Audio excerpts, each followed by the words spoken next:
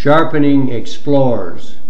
Also see your user manual, page 13. Insert the number 2 round hone on the reciprocating carriage as shown. Move the Explorer point around the convex hone surface for a few seconds. To hone uniformly, point Explorer in the opposite direction and repeat the procedure. The number 4 grooved hone is used to sharpen only slightly dull Explorer. Push and pull the Explorer point in the concave groove of the number 4 hone.